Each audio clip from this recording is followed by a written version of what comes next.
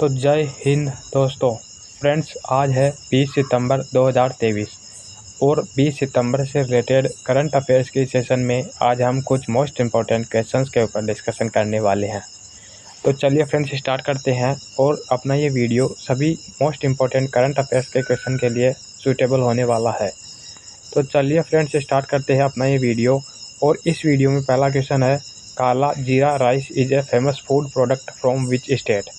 ये क्वेश्चन में दिया गया है कि ये जो काला जीरा राइस है ये किस स्टेट का, किस राज्य का फेमस फूड प्रोडक्ट है। तो फ्रेंड्स, इसका राइट आंसर क्या होने वाला है, उड़ीसा स्टेट का। मतलब कि ये जो काला जीरा राइस है ये फ्रेंड्स उड़ीसा स्टेट का एक फेमस फूड प्रोडक्ट है, खाने का आइटम है। तो इसके साथ ही ये जो काला जीरा राइस है इसको अभी हाल ही में जीआई टैग दिया गया है, इसीलिए ये क्वेश्चन मोस्ट इम्पोर्टेंट क्वेश्चन हो जाता है। इसके आगे दूसरे क्वेश्चन में चलते हैं। तो India recently organised its first investment forum 2023 with which organisation, ये इसमें दे रखा है। तो जो भारत है इसने अभी हाल ही में अपना पहला इन्वेस्टमेंट फोरम 2023 है ये आयोजित किया है। तो ये किस ऑर्गेनाइजेशन के साथ, किस संगठन के साथ ये आयोजित किया है, ये हमें बताना है। तो ऑप्शन ए में हमें दे रखा है वर्ल्ड बैंक, ऑप्शन बी में हमें दे रखा है इकोनॉमिक फोरम, ऑप्शन सी में हमें दे रखा है इंटरनेशनल मॉनेटरी फंड और ऑप्शन डी में हमें दे रखा है OECD। इस प्रकार चार ऑप्शन हमें दे रखे हैं और इन चारों ऑप्शंस में से हमें बताना है कि किस ऑर्गेनाइजेशन के साथ, किस संगठन के साथ अभी हाल ही में भारत ने फर्स्ट इन्वेस्टमेंट फोरम 2023 का आयोजन किया है। तो फ्रेंड्स, ऑप्शन बी है ये हमारा राइट आंसर होने वाला है। मतलब कि अभी हाल ही में भारत ने वर्ल्ड इकोनॉमिक फोरम के साथ फर्स्ट इन्वेस्टमेंट फोरम 2023 का आयोजन किया है। तो इस प्रकार ऑप्शन बी है ये हमारा राइट आंसर हो जाएगा, वर्ल्ड इकोनॉमिक फोरम। इसके साथ ही हम थर्ड क्वेश्चन की तरफ चलते हैं।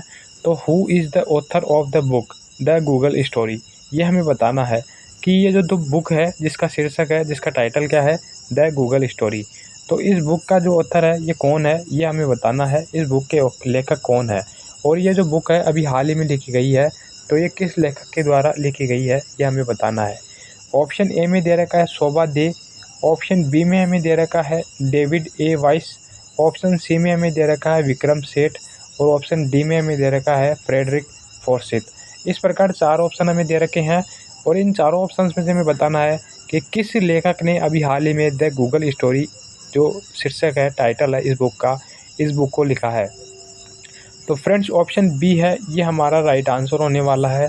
मतलब कि अभी हाल ही में डेविड ए वाइस ने ये द गूगल स्टोरी है, बुक है, ये लिखी है। तो इस प्रकार ऑप्शन बी है ये हमारा राइट आंसर होगा, डेविड ए वाइस। इसके आगे चलते हैं फोर्थ नंबर के क्वेश्चन में। Which of the following Indian sites has recently been included in the UNESCO heritage site list, ये हमें बताना है कि अभी हाल ही में ये जो यूनेस्को है इन्होंने एक हेरिटेज साइट घोषित की है इंडिया के अंदर। तो ये किस साइट को अभी हाल ही में यूनेस्को में शामिल किया गया है, ये हमें बताना है। ऑप्शन ए में दे रखा है भारत मंडपम जो कि नई दिल्ली में स्थित है, ऑप्शन बी में दे रखा है शांति निकेतन, ऑप्शन सी में हमें दे रखा है जिम कॉर्बेट नेशनल पार्क और ऑप्शन डी में हमें दे रखा है स्टेच्यू ऑफ लिबर्टी।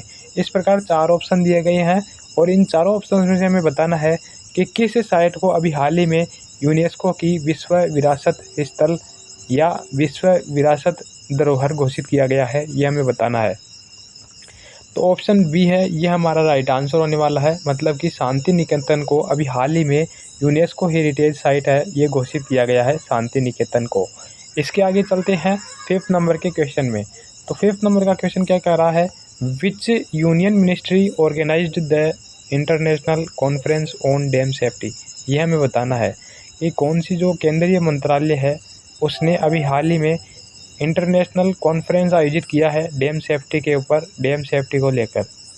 तो ऑप्शन ए में हमें दे रखा है some ministry of MSME, option B में दे रखा है ministry of coal, option C में हमें दे रखा है ministry of science and technology, option D में दे रखा है मिनिस्ट्री ऑफ जल शक्ति। इस प्रकार चार ऑप्शन हमें दे रखे हैं, चार मंत्रालयों के नाम हमें दे रखे हैं। तो ऑप्शन डी है ये हमारा राइट आंसर होने वाला है। मतलब कि जो मिनिस्ट्री ऑफ जल शक्ति है इसने अभी हाल ही में international conference on dam safety आयोजित किया है। इस प्रकार ऑप्शन डी है ये हमारा राइट आंसर हो जाएगा, मिनिस्ट्री ऑफ जल शक्ति। इसके आगे चलते हैं छठे नंबर के क्वेश्चन में।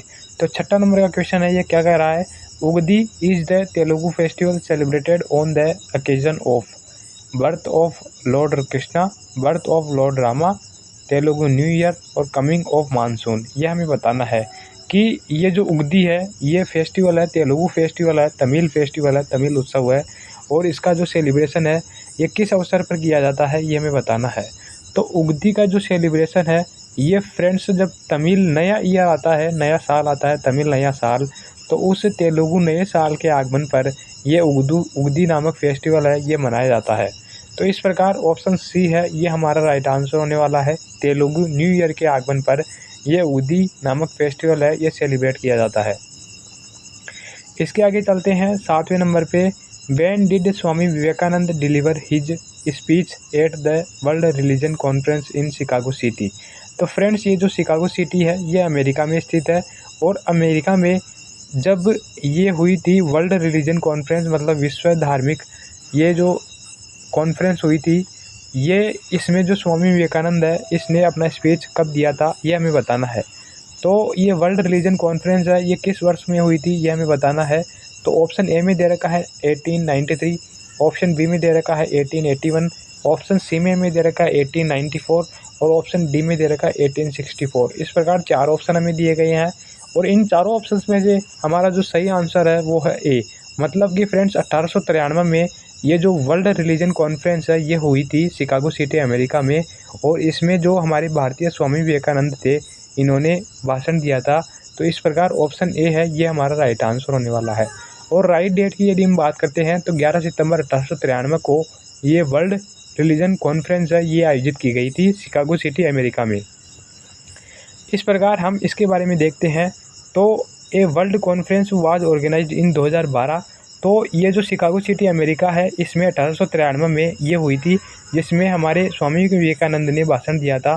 तो इसके साथ ही फ्रेंड्स 2012 में दोबारा जब ये वर्ल्ड कांग्रेस हुई यहाँ पर, तो फ्रेंड्स जो स्वामी विवेकानंद की 150वीं जयंती मनाने के लिए 2012 में यहाँ पर वर्ल्ड कांग्रेस का ऑर्गेनाइजेशन किया गया, संगठित किया गया।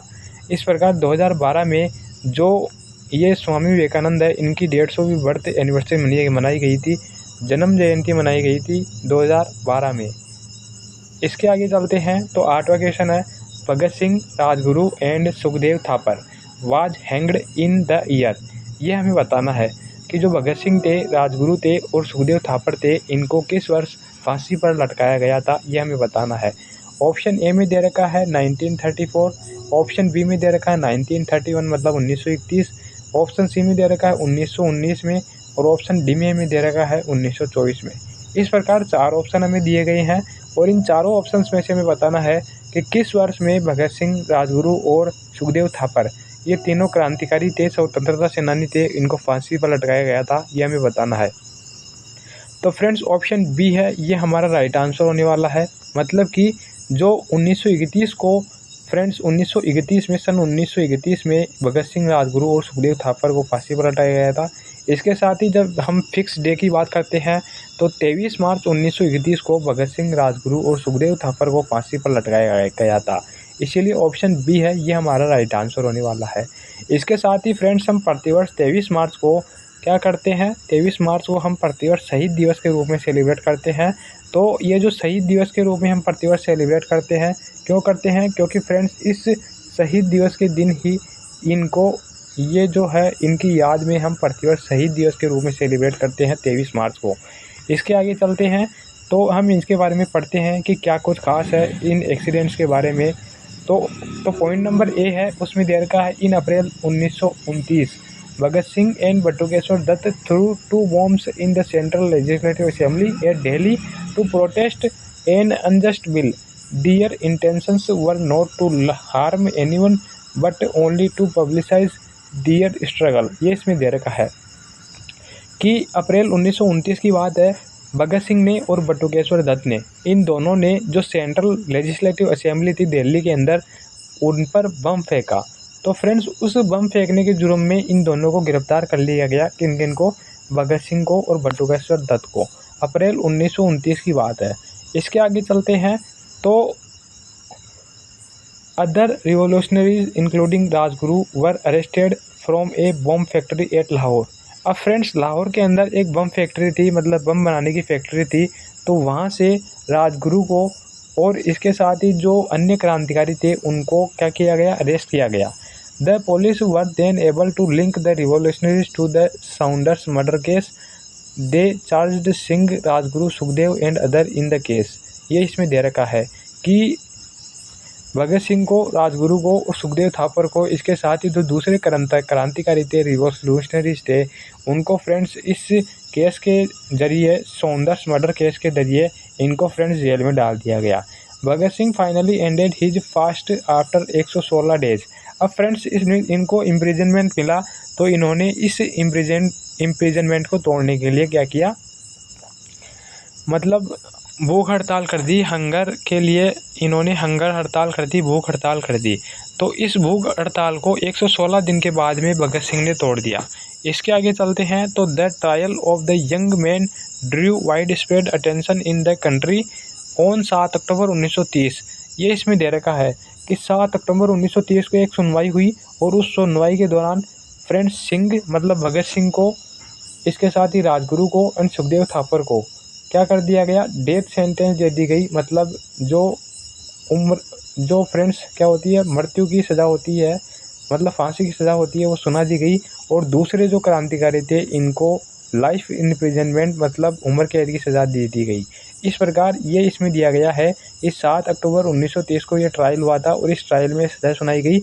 इसके साथ ही फ्रेंड्स 23 मार्च 1931 को, मतलब कितने दिन के बाद में, लगभग 3 महीने और 5 महीने के बाद में इनको क्या कर दिया गया, फांसी पर लटका दिया गया 23 मार्च 1931 को।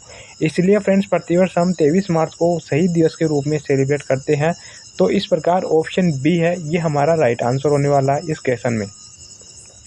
इसके आगे फ्रेंड्स अभी हाल ही में 17 सितंबर गया था, तो 17 सितंबर 2023 में जो मोस्ट इम्पोर्टेंट डेज थे और उस 17 सितंबर के बारे में हम कुछ जानते हैं कि 17 सितंबर को आखिरकार क्या क्या हुआ था हमारे किसके अंदर, इतिहास के अंदर।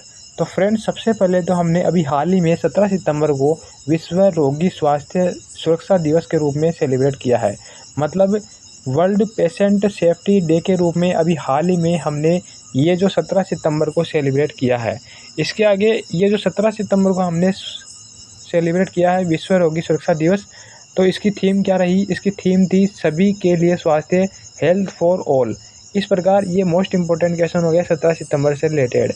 इसके साथ ही दूसरा पॉइंट क्या हो गया 17 सितंबर से रिलेटेड, तेलंगाना मुक्ति दिवस। तो फ्रेंड्स 17 सितंबर को हम प्रतिवर्ष तेलंगाना मुक्ति दिवस के रूप में सेलिब्रेट करते हैं। अब ये क्यों करते हैं, क्योंकि 17 सितंबर 1948 की बात है। ये जो तेलंगाना की राजधानी है हैदराबाद, जो कि तेलंगाना की जो मोस्ट इम्पोर्टेंट कैपिटल है हैदराबाद, इसको फ्रेंड्स भारत में विलय कर लिया गया था, भारत में मिला लिया गया था। एकीकरण के दौरान भारत का जब एकीकरण हुआ था तो 17 सितंबर 1948 को हैदराबाद रियासत को भारत में मिला लिया गया था। इसीलिए फ्रेंड्स प्रतिवर्ष हम 17 सितंबर को तेलंगाना मुक्ति दिवस के रूप में सेलिब्रेट करते हैं। इसके आगे तीसरा पॉइंट है 17 सितंबर को हमारे जो प्रधानमंत्री नरेंद्र मोदी थे इनका जन्म हुआ था। तो 17 सितंबर 1950 को इनका जन्म हुआ था। इसीलिए फ्रेंड्स प्रतिवर्ष हम 17 जनवरी को प्रधानमंत्री नरेंद्र मोदी की जन्मदिवस के रूप में भी सेलिब्रेट करते हैं। इसके साथ ही फ्रेंड्स 17 सितंबर को अभी हाल ही में हमने विश्वकर्मा जयंती सेलिब्रेट की है। अब विश्वकर्मा जयंती हम क्यों सेलिब्रेट करते हैं, क्योंकि विश्वकर्मा देव थे जिन्होंने फ्रेंड्स भगवान के 7वें, जो भगवान ब्रह्मा थे हमारे, उनके 7वें पुत्र के रूप में जन्म लिया था। तो इसीलिए फ्रेंड्स प्रतिवर्ष हम 17 सितंबर को ये विश्वकर्मा जयंती के रूप में सेलिब्रेट करते हैं। ऐसी मान्यता है कि इस दिन ही विश्वकर्मा देव का जन्म हुआ था। इसके आगे हम 5वां पॉइंट पढ़ते हैं 17 सितंबर से रिलेटेड, ईवी रामास्वामी नायकर का जन्म। अब हमें बताना है कि ये जो ईवी रामास्वामी नायकर थे इनका जन्म कब हुआ था। इनका जन्म हुआ था 17 सितंबर 1879 को। अब तमिल भारतीय स्वतंत्रता सेनानी, राजनेता और सामाजिक कार्यकर्ता ईवी रामास्वामी नायकर का जन्म 17 सितंबर 1879 को हुआ था। इसीलिए फ्रेंड्स 17 सितंबर को हम प्रतिवर्ष ईवी रामास्वामी नायकर की जन्म जयंती के रूप में सेलिब्रेट करते हैं 17 सितंबर को। इसके साथ ही फ्रेंड्स 6वां पॉइंट है भारत और श्रीलंका। अब ये भारत और श्रीलंका दोनों पड़ोसी देश है, तो हमें बताना है कि ये इनके बीच में जो पहला टेस्ट क्रिकेट मैच है ये कब खेला गया था? तो फ्रेंड्स 17 सितंबर 1982 को भारत और श्रीलंका के मध्य पहला टेस्ट क्रिकेट मैच खेला गया था। इसीलिए ये 17 सितंबर मोस्ट इम्पॉर्टेंट डेज है इंडियन क्रिकेट के हिसाब से। इसके आगे चलते हैं तो 7वां पॉइंट क्या है? 17 सितंबर 2017 में कोरिया ओपन सुपर सीरीज जीतने वाली पहली भारतीय शटलर पीवी सिंधु बनी थी। तो फ्रेंड्स ये जो है ये बैडमिंटन से रिलेटेड मोस्ट इम्पोर्टेंट पॉइंट है कि 17 सितंबर 2017 की बात है। इस दिन जब कोरिया ओपन सुपर सीरीज खेली गई थी तो इस कोरिया ओपन सुपर सीरीज को जीतने वाली पहली भारतीय शटलर कौन बनी थी? पीवी सिंधु बनी थी। इस प्रकार 7 मोस्ट इम्पोर्टेंट पॉइंट है 17 सितंबर से रिलेटेड।